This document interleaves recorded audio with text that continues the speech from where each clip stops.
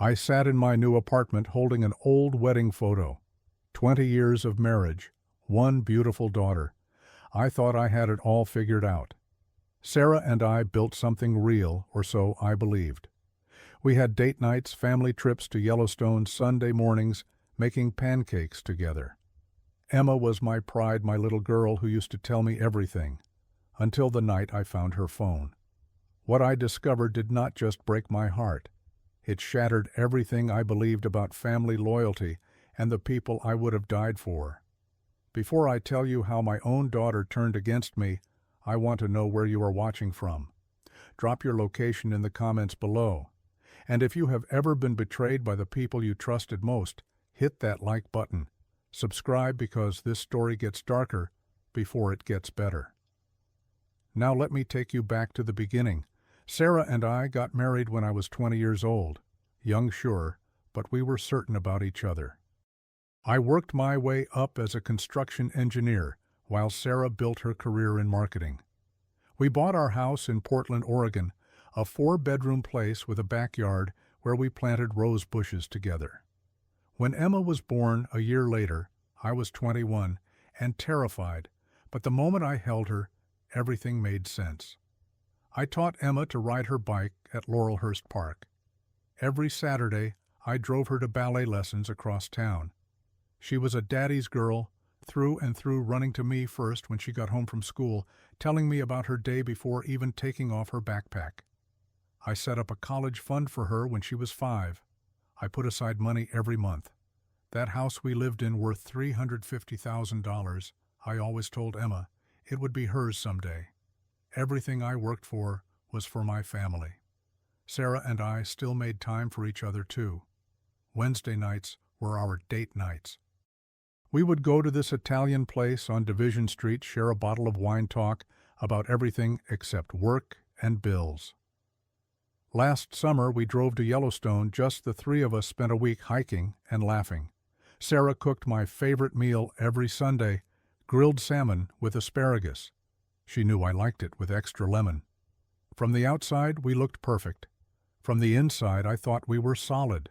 Sure, every marriage has rough patches, but I never doubted us. Never thought Sarah would look elsewhere. Never imagined my daughter would take anyone's side but mine. September changed everything.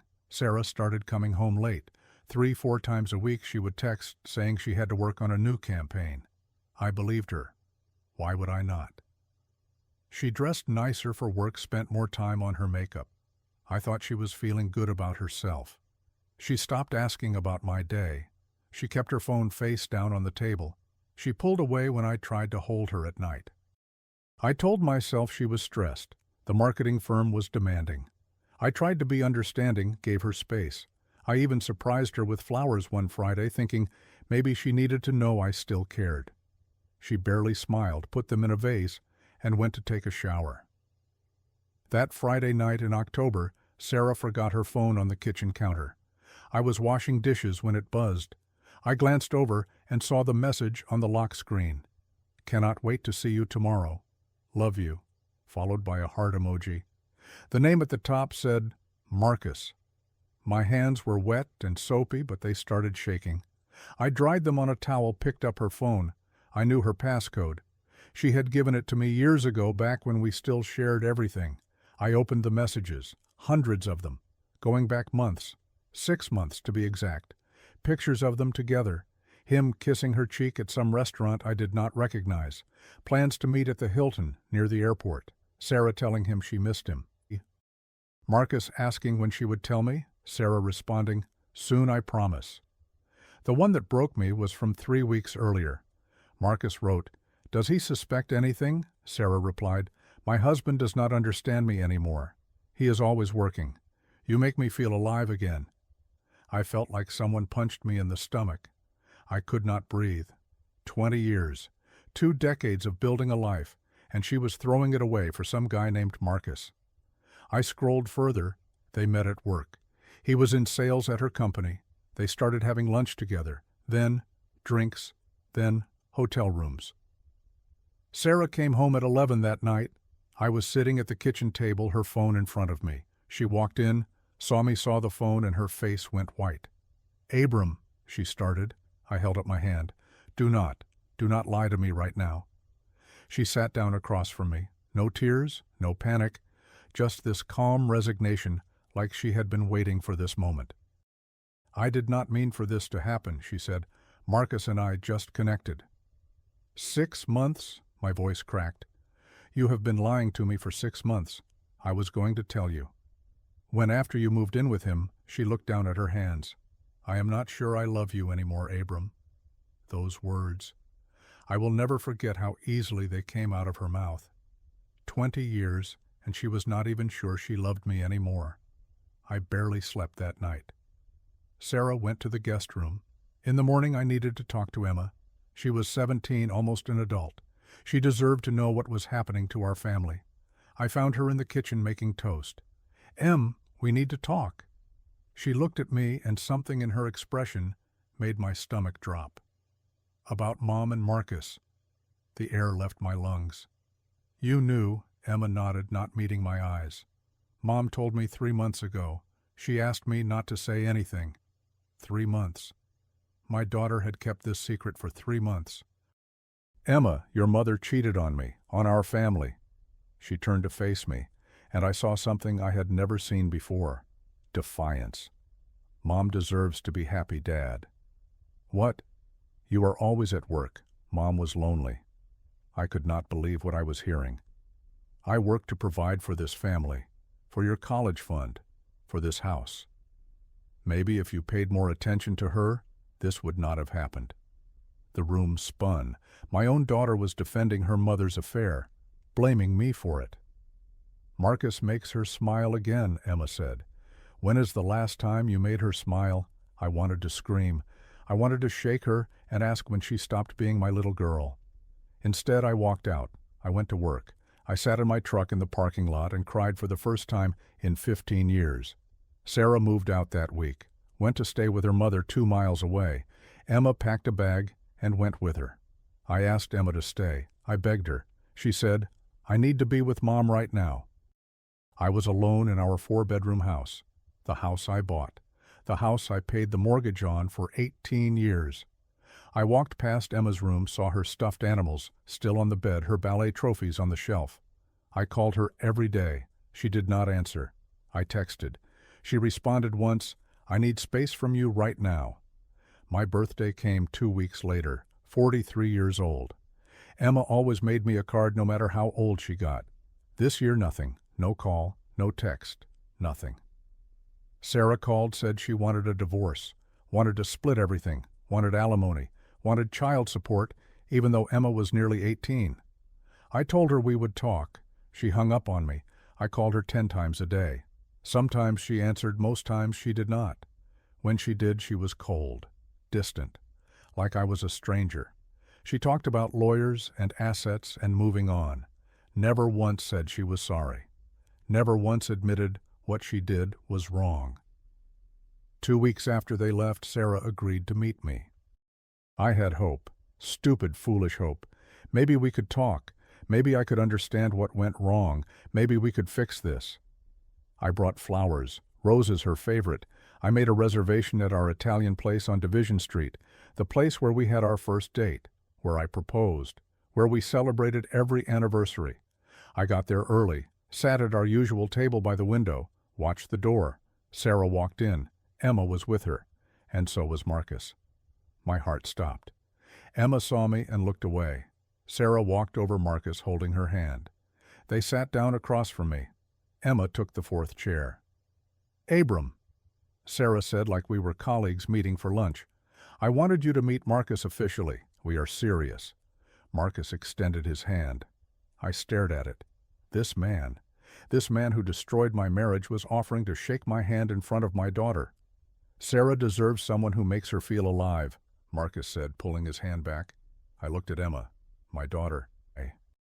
"My little girl, you thought this was okay bringing him here?" Emma crossed her arms. "Dad, you need to accept this and move on." Sarah leaned forward. "I want the house. Emma needs stability." "That is my house," I said, my voice low. "I built that equity for 20 years. I gave up my career to raise Emma, Sarah shot back. "I deserve half." The anger came then, white hot and blinding. "You want a war? You will get one." I stood up, dropped the roses on the table, walked out of that restaurant, and did not look back. I heard Emma call after me, but I kept walking. I drove to my lawyer's office. David was a friend from college specialized in divorce litigation. I told him everything, showed him the text messages I had screenshotted from Sarah's phone. He listened, made notes, and then looked at me. "She committed adultery. Oregon is a no-fault state, but infidelity impacts asset division. We can fight this." "I want to fight," I said. "I want her to get nothing." David nodded. "What about Emma?" That was harder. Emma was my daughter, but she chose them. She looked me in the eye and chose the man who broke up her family. "I need to think about that," I said. I thought about it for 3 days, barely ate, barely slept. And then I made the call that would change everything.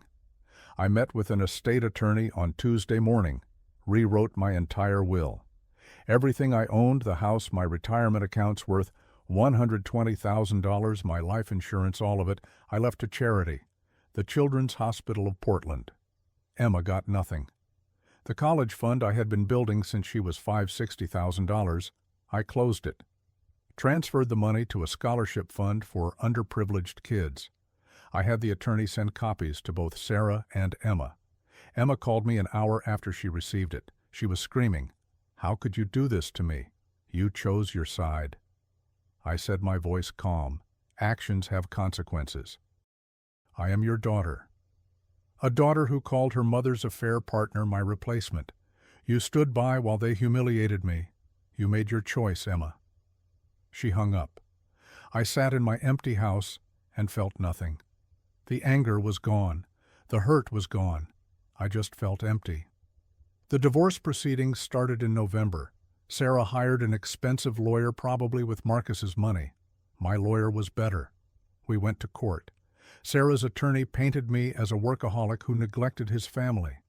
My attorney presented the text messages, the photos, the hotel receipts, showed that Sarah had used our joint account to buy gifts for Marcus, a watch, concert tickets, dinners at expensive restaurants.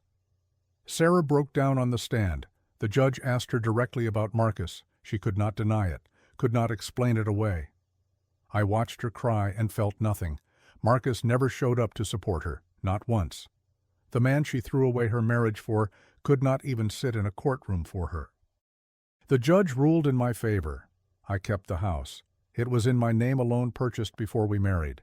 I kept my retirement accounts. Sarah got $25,000 from our joint savings, nothing more. No alimony. Emma was 17, no child support needed.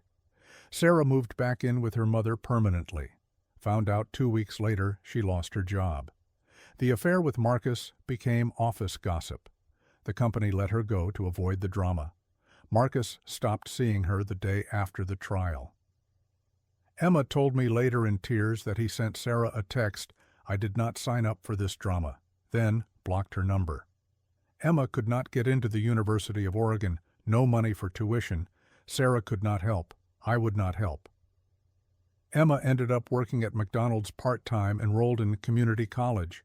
The girl who had dreams of studying marine biology was flipping burgers and taking basic courses at a school she never wanted to attend. I sold the house in December. Too many memories. Too much space for one person. Bought a penthouse apartment downtown, smaller, modern, with a view of the Willamette River. I got a promotion at work, became project director, started making an extra $30,000 a year. I joined a hiking club, met people who did not know about my divorce, who did not pity me, went on weekend trips to Mount Hood, to the Columbia River Gorge, felt the sun on my face, and remembered what it was like to breathe without pain. I took a trip to Alaska in January, solo, first vacation by myself in 20 years. Saw glaciers and bears and endless wilderness, no one to check in with, no one to disappoint, just me and the open road. My friend Tom called me in late January. "You heard about Sarah?" "No. What?" "She is in the hospital, tried to kill herself, pills." My stomach clenched. "Is she okay?" "Physically, yeah, but they put her in the psych ward. Providence Portland Medical Center. Emma is a mess. I hung up, sat on my couch. Stared at the river. Part of me felt guilty. Most of me felt numb. Sarah made her choices. I did not put those pills in her hand. 3 days later, my phone rang. Emma. I almost did not answer, but something made me pick up. Dad. Her voice was broken. I am sorry. I was so wrong. I waited. Mom is in the hospital. She does not recognize anyone. The doctors say she might not come out for months. Marcus is gone, completely. Blocked my number, blocked Mom's number, like we never existed. Emma was crying, hard, gasping sobs. I had to drop out of school. I am working 3 jobs. Grandma had a stroke last week. I am taking care of her too. The medical bills are $80,000. We do not have insurance. Mom lost her job, so she lost the coverage. Emma, I said quietly. Please, Dad, I need you. Can you put me back in your will? Can you help with the bills? I was just a kid. I did not understand what I was doing. I closed my eyes. 20 years of loving this girl. Of being her hero, of teaching her to ride a bike and helping with homework and attending every ballet recital. And she had looked at me across that restaurant table with contempt. You were not just a kid, Emma. You were 17, old enough to know right from wrong, old enough to know what loyalty means. I know, and I am sorry. Sorry because you need money, or sorry because you actually realize what you did. Silence. Call me next week, I said. We will talk. I hung up. I did not sleep that night. Kept thinking about Emma at 17, thinking she knew everything, thinking Marcus was charming and I was boring. Not understanding that real love is not about excitement. It is about showing up every day. It is about building something that lasts.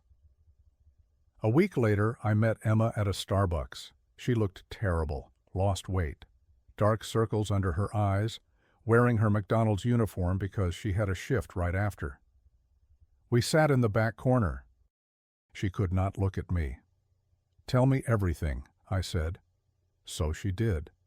Working at McDonald's, a grocery store, and babysitting on weekends, making barely enough to cover rent for the tiny apartment she shared with her grandmother. Sarah was going to be in the psychiatric facility for at least 6 more months. The bills kept coming. Emma tried to negotiate with the hospital, but they wanted their money. Marcus seemed so perfect, Emma said, tears rolling down her face. He brought Mom flowers. He made her laugh. He told me he would be a better father figure than you ever were. That stung, but I stayed quiet. I thought you were the problem, Dad. I thought if you just paid more attention, Mom would be happy. But when things got hard, Marcus ran. You never did. Even when I was awful to you, even when Mom cheated, you still called me. You still tried. You broke my heart, Emma. I know. She was sobbing now. I know, and I am so sorry. I do not expect you to forgive me. I just need help. I cannot do this alone. I thought about what forgiveness meant, thought about my own parents who taught me to help people even when they hurt you, thought about the man I wanted to be versus the man my anger was turning me into. I will help, I said finally. But not because you are asking, because I am your father, and that does not change no matter what you do. Emma looked up, hope in her eyes. I will cover $30,000 of your mother's medical bills. I will help with your community college tuition. But I am not putting you back in my will, not yet. Trust is not rebuilt overnight. You have to earn that back. How? By showing me you have learned something from this, by proving you understand what loyalty means. We will meet every week, have coffee, talk. Build this relationship back slowly. If you can stick with that, if you can show me you have grown up, then maybe. But maybe is all I can offer right now. Emma nodded. Thank you, Dad. I will do better, I promise. We finished our coffee. She hugged me before she left. It was awkward. Neither of us knew how to act anymore, but it was a start. 6 months passed. Emma and I met every Tuesday at the same Starbucks. At first it was tense. We did not know what to talk about, but slowly things got easier. She told me about school, about work. I told her about my hiking trips, about my job. Sarah got out of the psychiatric hospital in June. She was on medication, seeing a therapist 3 times a week. Emma said she was different, quieter, broken in a way that might never fully heal. I never visited Sarah, never called. I paid the medical bills I promised to pay, and that was it. Some people said I was cruel, that I should show compassion. But I showed compassion for 20 years. There comes a point where you have to choose yourself. Emma graduated from community college last month. She is transferring to Portland State University next fall, studying social work. She wants to help people who have made mistakes, she told me, people who need a second chance. I am proud of her, not because she is perfect, she is not, but because she owned her mistakes and worked to fix them. That takes courage. People ask me if I regret cutting my daughter out of my will. The truth is, I do not. Sometimes love means letting people face the consequences of their choices. Emma needed to learn that loyalty matters, that betrayal has a cost. Sarah is in a mental hospital not because of me, but because she built her happiness on lies. When those lies collapsed, so did she. As for me, I learned that you cannot force people to value you, but you can choose to value yourself. I walked away from people who did not respect me, and I found peace in that decision. Forgiveness does not mean forgetting. It means releasing the anger so it does not poison you. I am working on that. Some days are harder than others, but I am free now. And that is worth more than any perfect family portrait ever was. I still see Emma every Tuesday. We drink coffee and talk about her classes. She still works at McDonald's on weekends, even though she does not have to anymore. Says it keeps her humble. I believe her. Last week she asked if I had changed my will yet. I told her no. Maybe in a few years when I am sure this is real. She nodded, said she understood. I sit on my balcony most evenings now, watch the sun set over the river. Think about the life I lost and the life I built from the ashes. It is not the life I planned, but it is mine. And for the first time in a long time, that is enough. If you have been betrayed by someone you loved, I want you to know something. It will hurt. It will feel like you are drowning, but you will survive. You will find yourself again. And when you do, you will be stronger than you ever thought possible. So let me ask you this. Have you ever had to choose between forgiving someone and protecting yourself? What did you choose? Drop your answer in the comments. I would love to hear your stories. If this resonated with you, hit that like button and share this with someone who needs to hear it. Subscribe because I will keep sharing my journey, the good and the ugly. Thank you for listening. I hope you find your peace, whatever that looks like for you. Take care of yourselves out there.